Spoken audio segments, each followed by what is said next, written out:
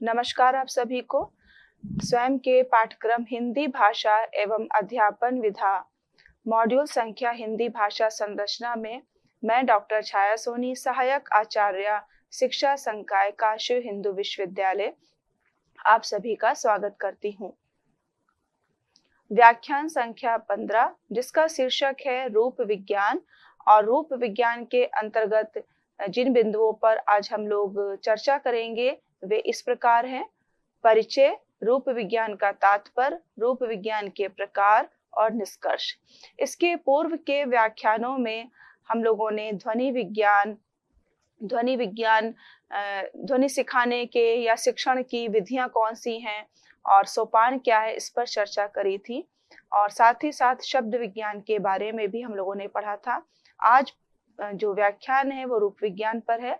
तो रूप विज्ञान में रूपों का वैज्ञानिक अध्ययन किया जाता है। रूप क्या है, इस प्रश्न पर विचार करें तो कह सकते हैं कि सार्थक ध्वनियों के समुच्चय को रूप कहते हैं। प्रायः देखा जाता है कि हम मुख से जो भी ध्वनि निकालते हैं वे सभी सार्थक नहीं होती। जैसे अ, का, रा, या, मा, पा, ओ, उ आदि ध्वनियों का मुख से उच्चारण करें तो हम देखते हैं कि इन ध्वनियों का स्वयं में कोई अर्थ नहीं है। यदि हम इनको समन्वित करके राम, रावण, बाण, मारना आदि कहें तो ये सार्थक ध्वनि हो जाएंगी और इन सार्थक ध्वनियों के कुछ रूप बन जाएंगे जिन्हें हम शब्द कहेंगे। ये शब्द अनेक प्रकार के होते हैं। शब्दों के भेद अनेक दृष्टियों से किए गए हैं। ये अनेक प्रकार के शब्द अभी भी किसी विचार, मनोभाव या इच्छा को व्यक्त करने में सक्षम नहीं होते हैं जब तक कि इनको विभक्ति, प्रत्यय या परसर्ग द्वारा संयुक्त करके किसी वाक्य में प्रयुक्त होने योग्य नहीं बनाया जाता। इन सार्थक ध्वनियों के समुच्चय को जब विभक्तियों, प्रत्ययों, प्रसंगों से संयुक्त करके व्यवस्थित ढंग से एक वाक्य में व्यक्त किया जाए तब ये शब्द रूप या पद कहलाते हैं। तात्पर्य है कि रूप विज्ञान जो है वो रूपों का वैज्ञानिक अध्ययन करता है और जो भी ध्वनि हम उच्चारण की जाती हैं वो सभी ध्वनि जो है उनका जो मुख से उच्चारण होता है उनका स्वयं में कोई भी अर्थ नहीं होता है। जब वो आपस में ध्वनि, स्वर या व्यंजन मिलते हैं तो उसका कुछ अर्थ होता है, तब वो सार्थक ध्वनि कहलाती हैं जिन्हें हम शब्द कहते हैं। शब्दों के भी अनेक दृष्टियों से भेद किए गए हैं और शब्द कभी भी जो है वो किसी विचार को, मनोभावों को या इच्छा को व्यक्त करने में सक्षम नहीं होते जब तक कि उनके साथ प्रत्यय, विभक्ति आदि संयुक्त नहीं होती। तो जब शब्दों के साथ प्रत्यय का, विभक्ति का या परसर्ग का समावेशन होता है, संयुक्त किया जाता है, तब वो शब्द जो है किसी भाव की, विचारों की अभिव्यक्ति कर पाते हैं। तब उस शब्द को हम रूप या पद कहते हैं। रूप विज्ञान का तात्पर्य, रूप विज्ञान भाषा विज्ञान की एक शाखा है जिसके अध्ययन की केंद्रीय इकाई रूपिम है।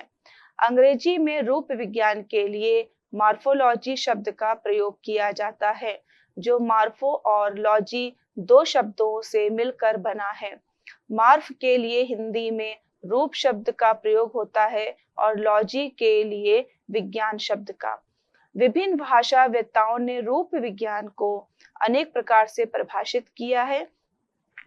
तात्पर्य यह है कि रूप का तात्पर्य जब शब्द के साथ विभक्ति, प्रत्यय का प्रयोग किया जाता है तब उस शब्द का भी कोई अर्थ होता है, तब वह शब्द जो है वो रूप या पद कहलाता है। और जिसके अंतर्गत हम उन रूपों की चर्चा करते हैं, उन रूपों का विस्तार से अध्ययन करते हैं, वो रूप विज्ञान कहलाता है, जिसको कि अंग्रेजी में मॉर्फोलॉजी कहते हैं। मॉर्फ का तात्पर्य रूप से है और लॉजी का तात्पर्य विज्ञान से। इस प्रकार से रूप विज्ञान, रूप का अध्ययन करने वाली शाखा को रूप विज्ञान कहा जाता है। इसी को ही अनेक विद्वानों ने परिभाषित भी किया है। नाइडा के अनुसार रूप विज्ञान रूपिम तथा शब्द निर्माण में उसकी व्यवस्था का अध्ययन करता है। नायडा ने कहा है कि रूप विज्ञान जो है वो रूपिंग का तथा शब्द निर्माण में जो उसकी व्यवस्था, जिस व्यवस्था के तहत रूपों का निर्माण हो रहा है, शब्दों का निर्माण हो रहा है, उसका अध्ययन किया जाता है। ब्लॉक तथा ट्रैगर का मत है कि रूप विज्ञान शब्द गठन का विवेचन करता है। ब्लॉक और ट्रैगर ने कहा है कि जो रूप विज्ञान है उसके अंतर्गत शब्दों का गठन किस प्रकार से किया जाएगा, इसका जहां पर पूर्ण रूप से विस्तार से अध्ययन किया जाता है वो रूप विज्ञान है। एक अन्य भाषा शास्त्री भोलानाथ तिवारी जी के अनुसार शब्द के स्थान से ही शब्द का संबंध अन्य शब्द से स्पष्ट हो जाता है। दूसरे शब्दों में बिना विभक्ति जोड़े किसी वाक्य में अपना विशिष्ट स्थान पर रखे जाने के कारण ही पद या रूप बन जाता है। तात्पर्य है कि शब्द के स्थान से ही शब्द का संबंध जो है वो अन्य शब्द से स्पष्ट हो जाता है। जब शब्द के स्थान पर ही शब्द को हम रखते हैं तो उसका संबंध जो है वो अन्य शब्द से स्पष्ट हो जाता है। और विभक्ति जो शब्द है उसमें बिना विभक्ति जोड़े किसी वाक्य में उसको जब रखते हैं तो वो अपना विशिष्ट स्थान जो विशिष्ट स्थान रखता है, तब वो पद या रूप बन जाता है। रूप विज्ञान के अंतर्गत शब्द रचना वाक्य में प्रयुक्त स्थान पर विचार किया जाता है। जो रूप विज्ञान है उसके अंतर्गत शब्द रचना, शब्दों की रचना कैसे हो रही है और वाक्य में उन शब्दों को किस स्थान पर रखा जा रहा है, इसका अध्ययन किया जाता है।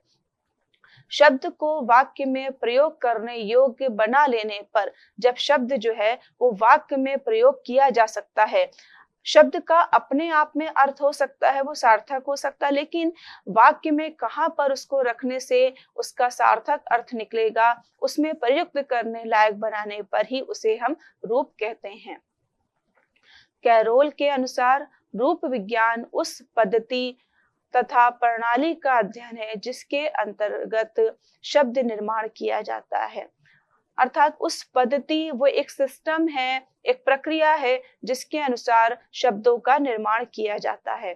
और यह निश्चय के साथ कहा जा सकता है कि रूप विज्ञान का संबंध रूपिमों की पहचान, शब्द निर्माण में उनके क्रम, उनमें होने वाले परिवर्तन तथा विविध व्याकरणिक संरचनाओं में पाई जाने वाली व्यवस्था का अध्ययन है। तात्पर्य है कि जो रूप विज्ञान है उसमें शब्दों का गठन किस प्रकार से हो रहा है, रूपों की पहचान की जाती है, शब्द निर्माण में क्या क्रम चल रहा है और उनमें किस प्रकार का परिवर्तन हो रहा है, व्याकरणिक संरचनाएं किस प्रकार की, इन सब का जब हम विस्तार से अध्ययन करते हैं तो वो अध्ययन की शाखा जो है वो रूप विज्ञान कहलाती है। तो इस प्रकार से रूप विज्ञान कैरोल के अनुसार एक पद्धति या प्रणाली के संदर्भ में इसको परिभाषित किया गया है। रूप विज्ञान के प्रकार। अब रूप विज्ञान के तात्पर्य से हम लोग परिचित हो गए हैं कि वाक्य में जब शब्द विभक्ति के साथ उसका प्रयुक्त किया जाता है तब उसका कोई अर्थ उस वाक्य के संदर्भ में अर्थ होता है, तब उसको रूप या पद कह लेते हैं। तो इसके प्रकार कितने हैं? इसके प्रकारों को पहले हम समझते हैं अध्ययन की दिशा के आधार पर। रूप विज्ञान के अध्ययन की दिशा के आधार पर 3 प्रकार है। वर्णात्मक रूप विज्ञान, इसमें किसी भाषा या बोली के किसी एक समय की अर्थात वर्तमान परिप्रेक्ष्य में किसी शब्द या पद रचना का अध्ययन किया जाता है। कोई भी भाषा या बोली है उसके एक समय की, मतलब एक विशिष्ट समय में, उदाहरण के लिए वर्तमान समय हो सकता है, हमारा बीता हुआ समय हो सकता है, तो उस परिप्रेक्ष्य में किसी शब्द की या पद रचना का हम अध्ययन करते हैं। एक विशिष्ट समय जो चलता है उस विशिष्ट समय में वो शब्द क्या है, उस शब्द की रचना कैसे हुई है, पद कैसा है, इसका अध्ययन जिसमें किया जाता है वो वर्णात्मक रूप विज्ञान है। ऐतिहासिक रूप विज्ञान, इसमें भाषा या बोली के विभिन्न कालों की शब्द और या कह सकते हैं पद रचना का अध्ययन कर उसमें रूप विज्ञान का इतिहास या विकास प्रस्तुत किया जाता है। ये रूप विज्ञान की वह शाखा है जिसमें जो भाषा है या बोली है उसके जो विभिन्न काल, मतलब भाषा का जो विकास हो रहा है, जो हम लोगों ने पूर्व की व्याख्यानों में इसको पढ़ा है, आदिकाल, मध्यकाल, आधुनिक काल, तो जो विभिन्न काल हैं भाषा के विकास के, उन कालों के संदर्भ में शब्द कैसे बन रहे हैं, पद कैसे बन रहे हैं, उनकी रचना किस प्रकार से हो रही है, तो उसका अध्ययन जो है हम रूप विज्ञान की ऐतिहासिक रूप विज्ञान शाखा के अंतर्गत करते हैं।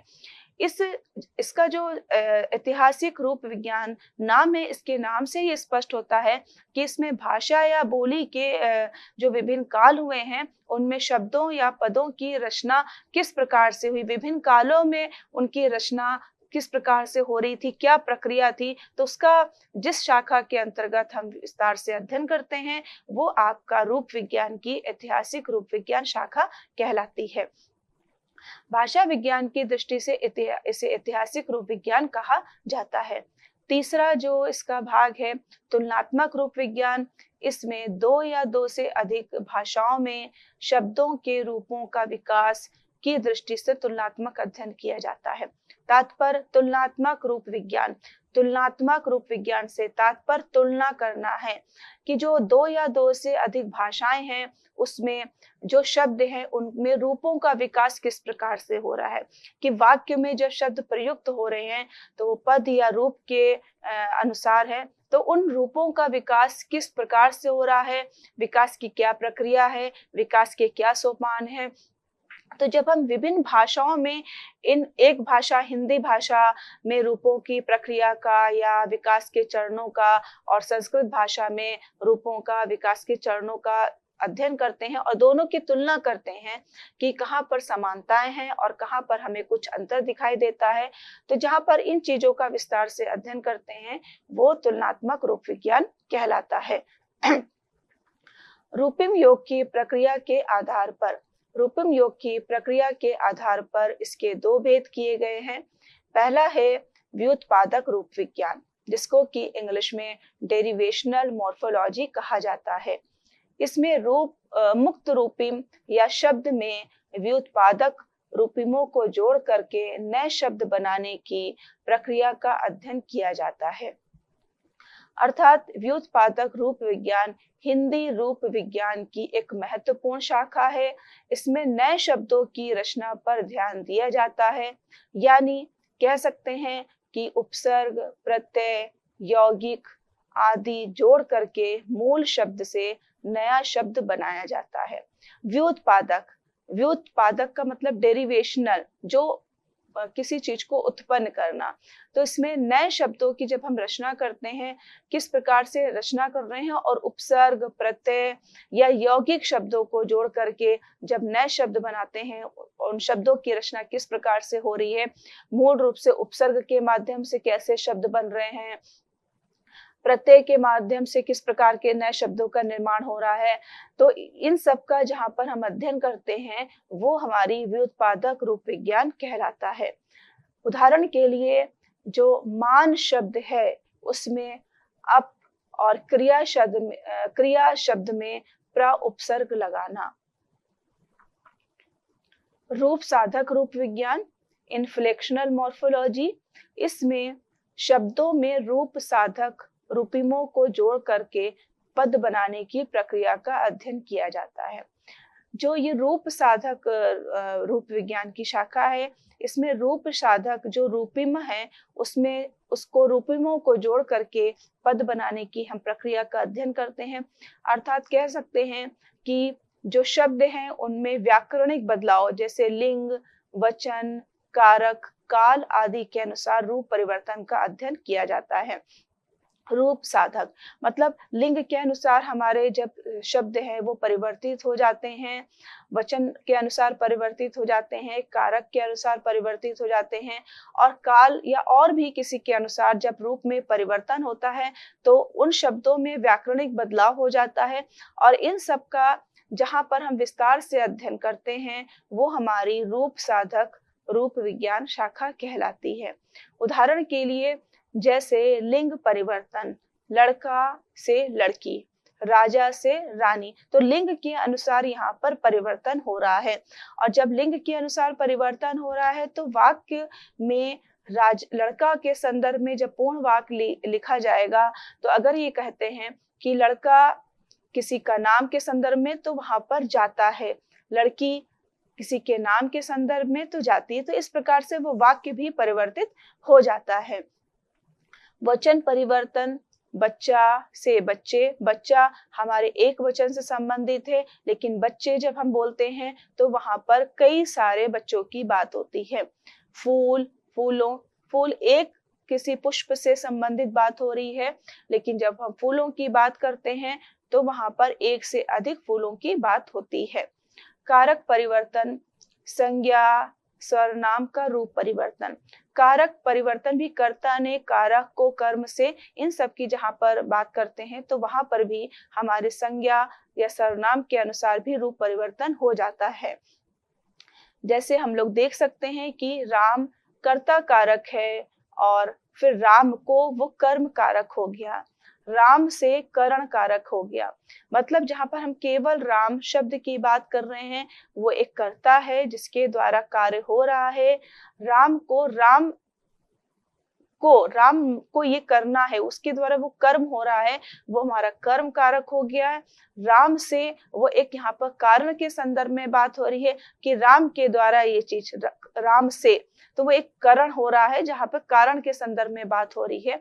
तो इस प्रकार से हमारे रूप साधक रूप विज्ञान में जो भी शब्द है उनमें व्याकरणिक बदलाव होता है और रूप परिवर्तित होता जाता है। क्रिया रूप परिवर्तन, काल, पुरुष, वचन के अनुसार भी क्रियाओं में रूप परिवर्तन होता है। करना, करता है, करना एक संभावना को अभिव्यक्त करता है और करता है वो वर्तमान संदर्भ में बात हो रही है। करते हैं, करते हैं यहाँ पर बहुवचन के संदर्भ में बात हो रही है। किया, कर रही थी, करूंगा, करूंगा भी भविष्य काल के संदर्भ में बात हो रही थी। कर रही थी, ये वहां पर एक लगातार किसी काम को किया जा रहा था, उसके संदर्भ में बात हो रही थी। तो इस प्रकार से जो रूप साधक रूप विज्ञान है उसके अंतर्गत लिंग परिवर्तन, वचन परिवर्तन, कारक परिवर्तन और क्रिया रूप परिवर्तनों के अनुसार जो रूप में परिवर्तन होते हैं उनका विस्तार से अध्ययन किया जाता है। यास्क ने निरुक्त में पद रूप को 4 भागों में भी विभाजित किया है। नाम, आख्यात, उपसर्ग, निपात। नाम, इनमें से नाम से अभिप्राय संज्ञा शब्द से है, जैसे बालक, राम, लड़की, सीता, गाय, पशु आदि। यास्क ने जो पदों को या रूपों को अपने अनुसार 4 भागों में विभाजित किया है, जो कि निरुक्त में उसका वर्णन किया गया है। तो पहला जो भाग है वो नाम है। नाम से अभिप्राय यहाँ पर संज्ञा से है। संज्ञा से तात्पर्य वे शब्द जो किसी वस्तु, स्थान और व्यक्ति के नाम को संबोधित करते हैं, वे संज्ञा कहलाते हैं। आख्यात, आख्यात से अभिप्राय क्रिया शब्दों से है, जैसे करना, खाना, पीना, सोना, आना, जाना आदि। अर्थात आख्यात से अभिप्राय जो क्रिया, जो काम किया जा रहा है। संज्ञा जिसके, जो कर रहा है, और आख्यात जो किया जा रहा है। करना, खाना एक क्रिया हो रही है, पीना एक क्रिया हो रही है। तो यहाँ पर दूसरा उन्होंने भाग जो है उसका नाम आख्यात दिया है यास्क जी ने, जो कि क्रिया शब्दों से संबंधित है। तीसरा उपसर्ग, उपसर्ग से अभिप्राय उन शब्दों से है जो संज्ञा या क्रिया के आरंभ में संबद्ध होकर विशिष्ट अर्थों का बोध कराते हैं। अर्थात उपसर्ग से अभिप्राय जो इसके पूर्व में नाम और आख्यात के बारे में हम लोगों ने पढ़ा है, तो उसके पूर्व जो भी उसके आरंभ में जो हम विशिष्ट शब्दों को हम लगाते हैं या अक्षरों को हम लगाते हैं और जिसके कारण से हमें विशिष्ट अर्थ का बोध होता है, वो हमारे उपसर्ग कहलाते हैं। जैसे प्रा, परा, अप, सम, निर, निस, दूर, वी, आ, सम आदि। अर्थात अगर हम बात करें जय, जय के पहले अगर परा शब्द लग जाएगा तो पराजय हो जाएगा। मान, मान का तात्पर्य कुछ अलग होता है, लेकिन उसके पूर्व में अप शब्द लग जाने से अपमान हो जाता है। ये सब जब हूं धातु से बनी क्रिया हार में संबद्ध होते हैं तो विहार, संहार, आहार, अनुहार, प्रहार, निराहार, उपहार आदि अनेकार्थवाची शब्दों का निर्माण भी करते हैं। निपात शब्द से तात्पर्य उन शब्दों से है जो किसी भी अन्य अर्थ के साथ तादात्म्य करके अपना अनन्य बोध कराने में समर्थ नहीं होते हैं। निपातों का प्रयोग निश्चित शब्द, शब्द समुदाय, पूरे वाक्य को अन्य भावार्थ प्रदान करने के लिए होता है। अर्थात निपात शब्द से तात्पर्य उन शब्दों से है जो किसी भी अन्य अर्थ के साथ जब तादात्म्य करते हैं तो अपना अनन्य बोध कराने में समर्थ नहीं होते हैं। अपना एक अलग से कोई भी बोध वो नहीं कराते। जब किसी के साथ ये मिल जाते हैं तो उनका जो अर्थ है वो उसी के संदर्भ में स्पष्ट होता है। जैसे आप मत जाइए, तुम ये काम नहीं करोगे हैं।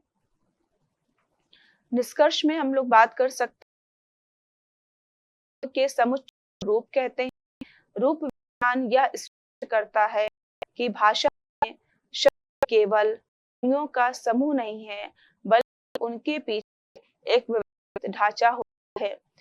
भाषा की बनावट, विकास और को उपयोग से समझा जा सकता है। शब्दों के निर्माण में वर्ग, प्रत्यय, मूल रूप होती है। व्याकरणिक आवश्यकताओं के अनुसार विज्ञान भाषा की आंतरिक संरचना को समझने की कुंजी है। रूप विज्ञान के प्रकारों वर्णात्मक विज्ञान, ऐतिहासिक विज्ञान, उत्पादक रूप विज्ञान, साधक रूप विज्ञान को विस्तार से समझा गया। यास्क ने रूप के 4 प्रकारों को बताया है, जिसके नाम संख्या, उपसर्ग, निपात इत्यादि। इस प्रकार से इस व्याख्यान रूप विज्ञान के बारे में समझा कि रूप किसे कहते हैं, जो कि जब वाक्य में होता है और एक विशिष्ट अर्थ देते हैं तो वो रूप या पद कहलाते हैं। और जहां पर रूप की विस्तार से चर्चा, प्रकारों की चर्चा, उसके विकास की चर्चा, रूपों के द्वारा की रचना की चर्चा की जाती है, वो रूप विज्ञान कहलाता है। और शब्दों के निर्माण में उपसर्ग, प्रत्यय, मूल रूप आदि की भी भूमिका होती है। और रूप विज्ञान के प्रकारों का भी विस्तार से हम लोगों ने अध्ययन किया है कि वर्णन, जहाँ पर वर्णन होता है, इतिहास की जो विभिन्न प्रकार के रूप हमारे सामने आज प्रस्तुत हैं, तो वो उनका इतिहास क्या रहा है, उनका विकास किस प्रकार से हुआ है विभिन्न कालों में, इसके बारे में हम लोगों ने अध्ययन किया है। तो इस प्रकार से ये व्याख्यान यहीं पर समाप्त होता है। और अगर आपकी कोई जिज्ञासा है या कोई प्रश्न है तो आप अपने प्रश्नों को हमारे सामने रख सकते हैं। धन्यवाद।